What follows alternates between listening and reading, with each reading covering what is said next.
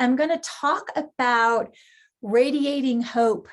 You know, it was interesting. I was reading an article about, in the midst of the COVID pandemic, the major issue that is facing, especially young people, is just this spinning out of their mental health, right?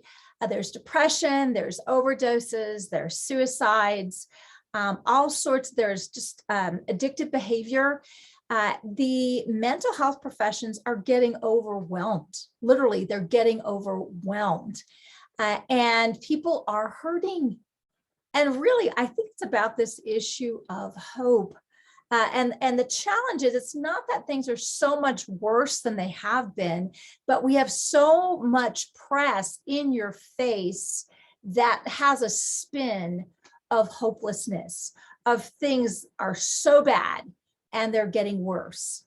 And, you know, and it's interesting because in pointing out the bad things, which, you know, ding, ding, ding, right? We live on the same planet, but where there's no hope and there's no solutions.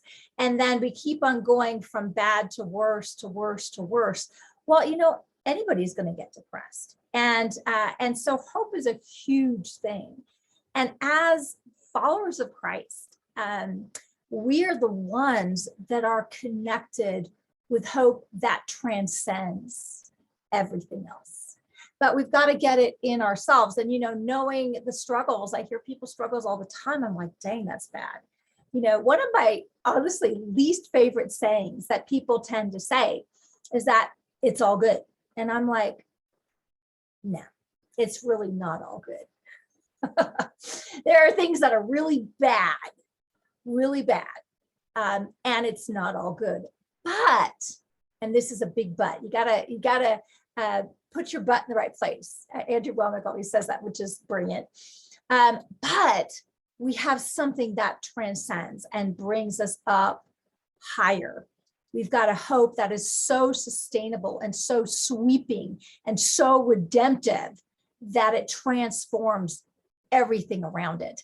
I was ministering to someone who was just at this horrible place. I'm like, oh, okay, this is bad. And this is okay. This is bad. And the Lord was showing me, it was like he was with her in this vast wasteland. It was like the Arctic or something. And all the seas had been completely frozen over. It was this barren wasteland. But he and her were on this ship, and they were literally just gliding through the ice,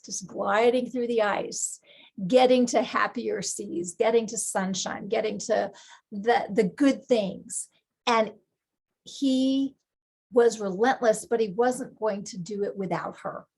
It was just this beautiful, beautiful picture. And God is not going to do it without you. He is redeeming all things. And sometimes where we start to get hopeless is where we,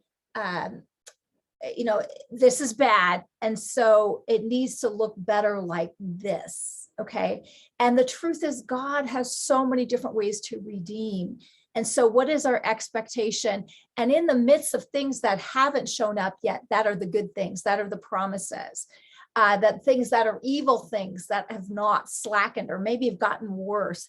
How do we handle ourselves? How do we stay solid and focused? Because it was interesting because Jesus's his visage, okay, it was like he was relaxed, but his face was set like flint. Like they were going to go through all this vast wasteland to get to the other side. And it reminded me of a vision that I'd had. There was a season when God was sort of training me about how do you get through hellish things. And so he took me to hell. Now, this is not punishment, so nobody freak. It was in a vision, right? And one of those visions, I knew I would just never get out of it. I was like aware that this hellish place, which was dark and it was just horrible. And like all the passageways would like twist back on themselves. So there was like no way of getting out. It was like zero. I could be in eternity trying to get out, and it would not happen. And he was there. And I remember being really annoyed with him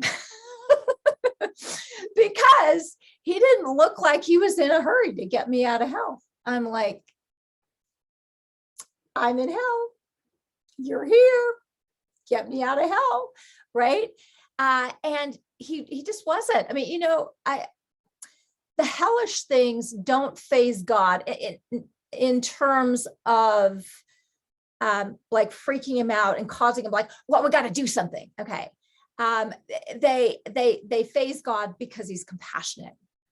But there's something that he wants you to know in the midst of whatever hellish place that you're at. Number one, in that place, you and him is deeper than anything that's come against you. Is like deeper. And one of the things that he ministered to me, and he had me minister to this person, was like, you know him. You are so much deeper than all this crap that's coming against you. And this was kind of the training that he was training me. This is relatively early as my walk as a believer, or however that is. Okay. And so as I was focused on him, I was good. And his face was set like flint, but he wasn't in this huge hurry. Like hell is not going to bully God, right? Do something, right? Right. Our panic, our desperation, does not get God, is not the Lord of God. Okay, so God is still Lord in the midst of hell. If I make my bed in the midst of hell, even you were there. Well, he's not there not caring. Okay, that's the accusation, right? He's not there not doing anything, but he is there saying, oh, honey, I'm deeper. This is you and me together. And the way we conquer hell, the way we conquer the situations that you have is you stick with me. You get so rooted and grounded in me that in hell, heaven, you're experiencing heaven. You're experiencing me. And then I will get you out of the circumstances, right? But it's this place of you and him that's so much deeper. And it's the place where your hope is anchored and you can radiate hope. So, and I'll just tell you the rest of the vision. So in this vision, and some of you have heard this before, so if you have, just love me anyway, you can hear it, it'll minister to you again. As I focused on like the hell and the surroundings, like Jesus was leading me out, but he wasn't in a big hurry. And then I started to see all these demons lining the caverns. And the more I focused on them, like they just overwhelmed me. And it was like I experienced in all the atoms of my being just exploding in a scream, like the Edvard Munch scream, if you've ever seen that painting. It's just the scream of hell, of agony, of torment, right? And it just totally overwhelmed me. The more I looked at all and that would be the wind and the waves, that would be the circumstances, that would be the bad report after the bad report after the bad report. Okay. And it's not like you do not deny them. Like everything's not good. Okay. But we are not focusing and looking at those things to dictate truth that trumps the reality you're experiencing. Okay. So God is truth and he trumps all the stuff that's not in line with him and his good and perfect will. Okay. So you're not going to find the answer in the problem. And if you're focusing on the problems, it will overwhelm you. Then at some point in this, I had a brainchild. Actually, it was probably Jesus, like, she's needing help. It's interesting. He didn't run back to rescue me, but he did place a thought, Holy Spirit, in my mind. Just catch up with me, Catherine. So in this dream / vision, me and all my atoms, caught up to Jesus. So even in the midst of this, when all these demons were just dogpiling on me and I was in this scream experience, I could gather my atoms to catch up to Jesus. Now, understand that we're not apart from Jesus, but this is the experiential reality of what we walk out with our experience with him. As you remain in me and me in you, you'll bear much fruit. Apart from me, you can do nothing.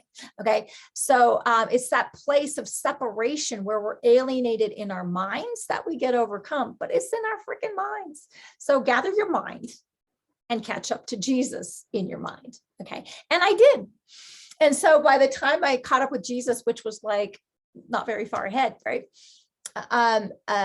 You know, in my focus, in my mind, in my heart, I was like, oh yeah, I'm good. You know, and I kind of was looking around, I got kind of cocky. You want a piece of me? You know what I mean? Because like with Jesus, it's like, who cares where you're at? I mean, you do care. I'm not saying the hell that you're experiencing, you don't care, but you get to a place where, you know what, that's taken care of. My hope is secure. It is inevitable that I get out of this horrific place. So I'm good. So like, you know what? I got Jesus. Okay. End of discussion. Right. And so that was kind of that training in that particular time. We had other training sessions, which is good. Right. Because if you're with God, you're like, yeah, I'm good. Yeah, right. And you know you're going to get out, like he is bringing you out, but he's not going to be bullied by your circumstances. And he's also not going to be bullied by us, where we're accusing him and saying, you know, if you really cared, you wouldn't have let this happen. If you really cared, you'd get me out. No! You know what I mean? Our freak out does not freak him out. Now he cares because he doesn't want us to suffer. But the way we get out is by engaging with him in the suffering, and he redeems it and changes the circumstances. So you get everything. But it's this whole place where we are bullied by pain. We're bullied by the cancer. We're bullied by the crap. I'm kicked out of my house, or, you know, I'm bullied by whatever the bullies are in your life. Okay. That, you know, God is like, you know what? No, you just don't have to be, because I'm here before this ever hit you. So let's talk about this some more. I'm talking about hope.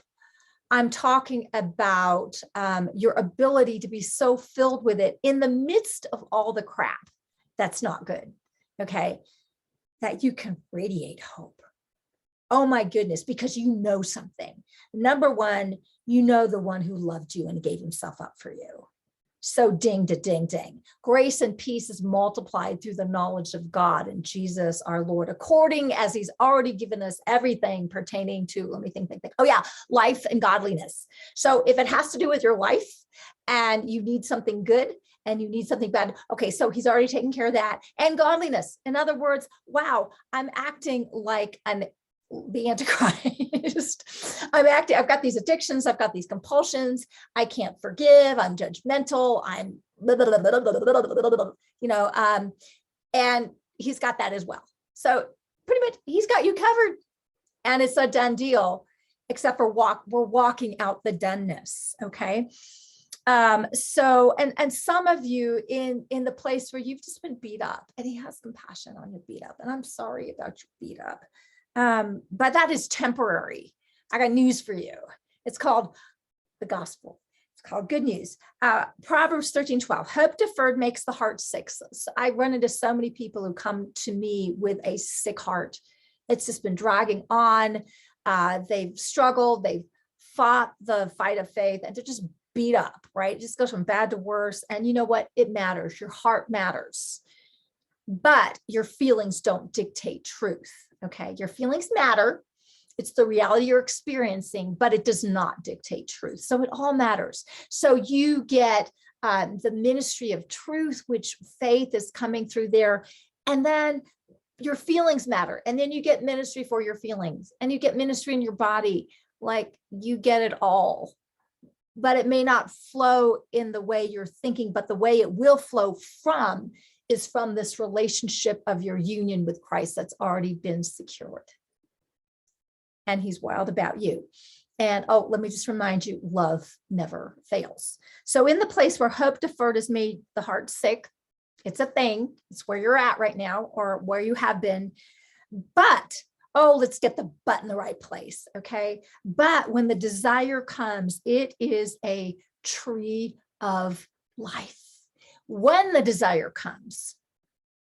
Okay, so you have this heart's desire, right? I want to be whole. I want to see my loved one whole. I don't want to struggle with poverty and just what that does to the human soul the whole life. I don't want to struggle with an abusive relationship or this addiction or this compulsion or this insecurity or this depression or this anxiety or this, pick a card, any card, right? When the desire comes, it is a tree of life. Now, let me just tell you something. That's from the Aramaic. It says tree of life. And that tree, a tree grows, right? A tree grows.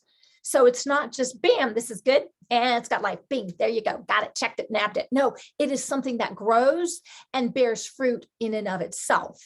So it's sustainable and that it multiplies. So you have multiplied life. You have ongoing life, and you have life for you and life streaming through you that bears fruit that other people can partake of.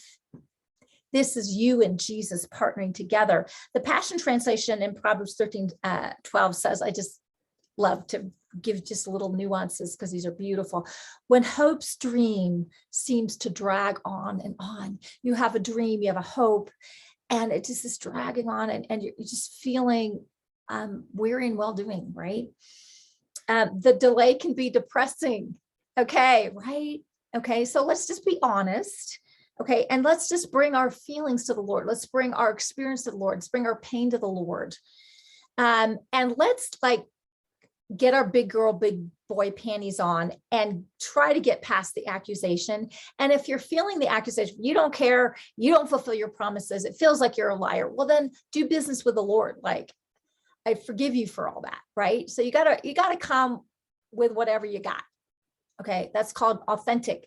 God is into real, authentic relationship. And if that's where you're at, not deal with it, but bring it to the Lord. Don't cover it, don't powder it, don't whatever, but also you're going to have to hold on your right to be offended with God, unless you want to be stuck. And then if you're going to hold on to that, like you didn't come through and I hate you and I'm going to hold on to that, well, okay, enjoy the misery, but I'm telling you, you're going to need to let it go.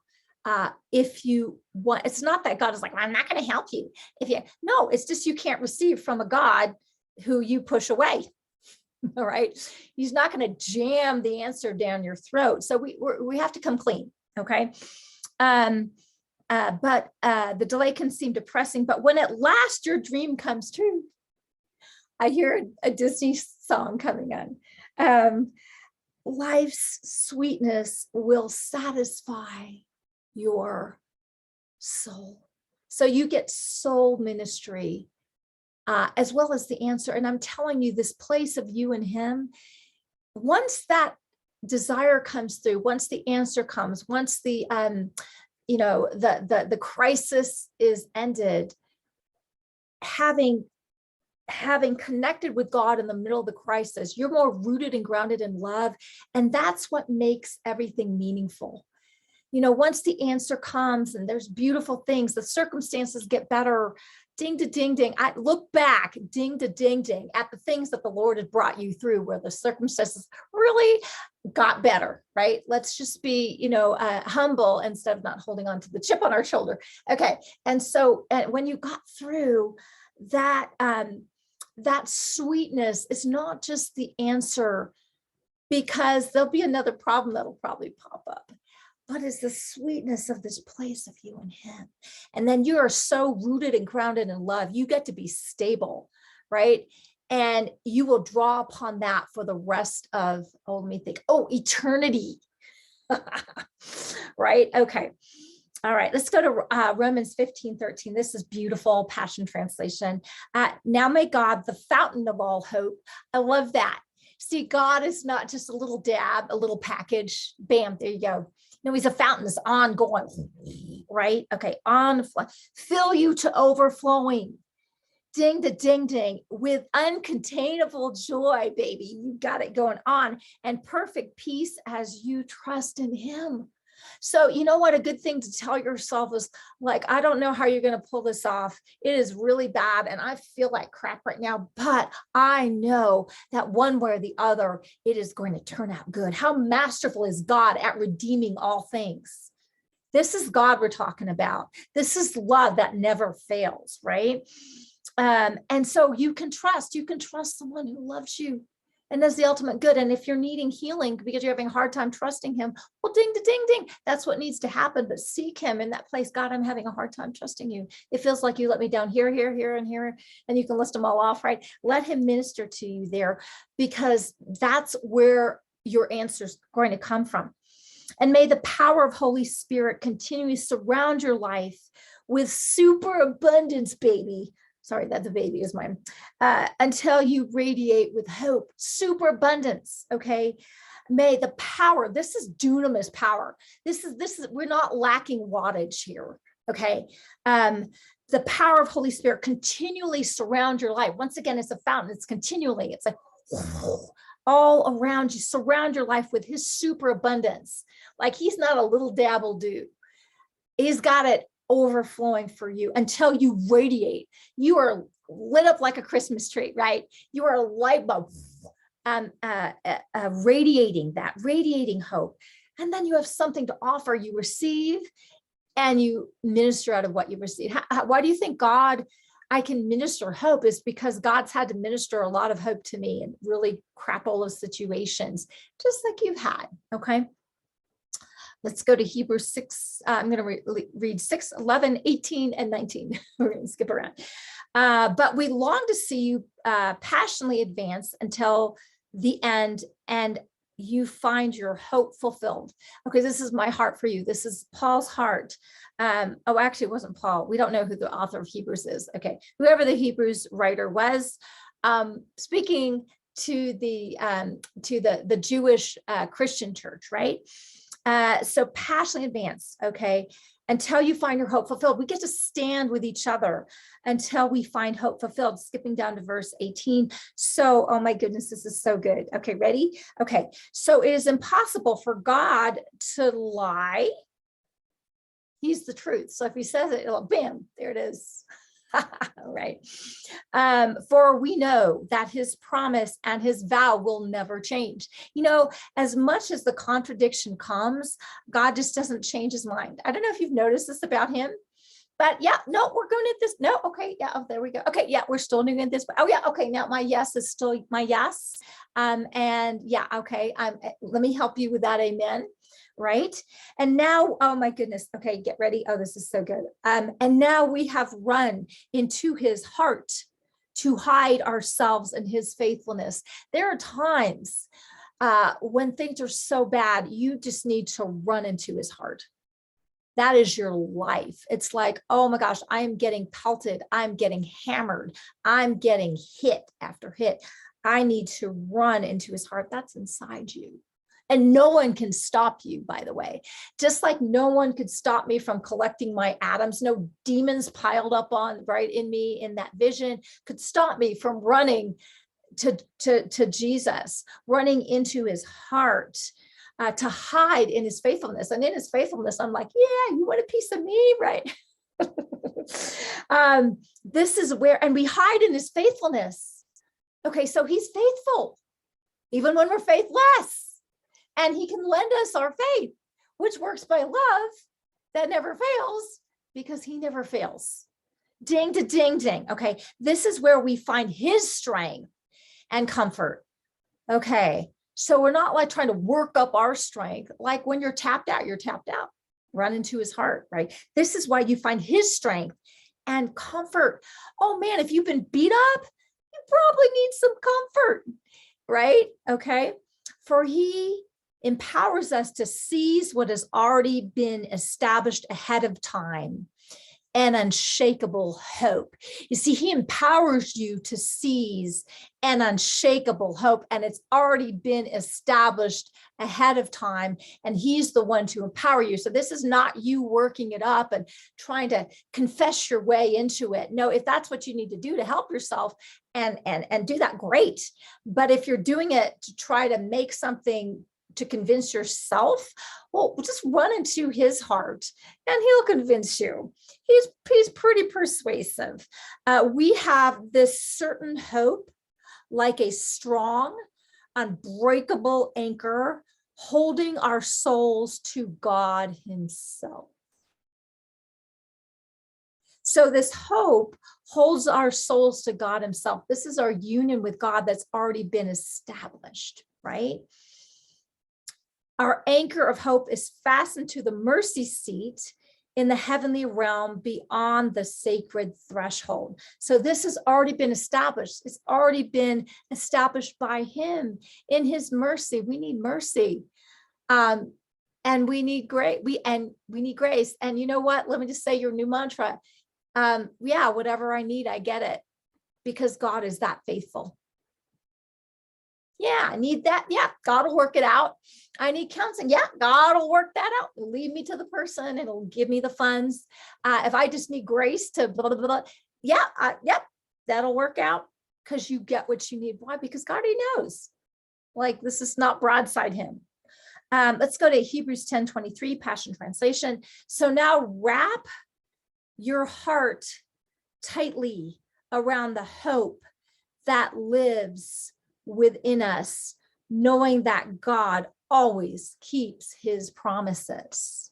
Wrap your heart around that, because God is faithful. He really does keep his promises. If you haven't seen the promise fulfilled, well, like, give it some time. But in the meantime, wrap your heart around that hope. It's like you're in this ship, you and him, you're going through the wasteland. It's cutting through the ice. And it is inevitable that you'll get to happier waters. But guess what makes it meaningful is the fact that it's you and him together. It's you and him together in the circumstances. It's you and him together past the circumstances. It's you and him together in the new circumstances that'll come up, good, bad, or indifferent. It's you and him together for eternity. Ooh, that might be a little bigger than the deal you got going on that you think's maybe taking you out. See, quit looking at the wind and the waves. Quit looking at all the demons and the demonic, or whatever you're calling that, okay? Lining the caverns. But look at the one who is the author and the finisher of faith, who's got that hope secured, who anchors you to his hope. Now, these three things remain: faith, hope, and love. And the greatest of these is love, because love is a person. And love never fails. And he never fails you. I hope that's been a blessing for you today. I am going to just promote my book, because some of you need some help. So this is Marked by Love. You may or may not have heard of it. It's actually really good. It's got about 20 years of my experience grappling this stuff out. I've got a lot of my visions in there, but and just a ton of revelation. But what my heart was, my God, you've got to experience this for yourselves. And how do you get there from here? Sometimes we need some help. So after every chapter, I have love encounter breaks, because in the place of your hopelessness, you need to encounter love, because he's inside you. He's the one who loved you and gave himself up for you. And so, and these are the things that kind of get you unstuck. Like, oh my God, my heart is sick. I'm so angry at God. I'm so hopeless. You keep on telling me things, God, and then it seems like you don't fulfill them, or I can't hear you at all, or whatever your stuckness is. This can help you get past it. So I have this in hard copy. It's on Amazon. I have it on Kindle, and I have it in Audible. So however you need it, you got it. And then if you want a free chapter, you can go to my website, catherinetoon.com, and download chapter 6, The Object of His Passion. That's you. I love you guys. Have an amazing day. Bye-bye.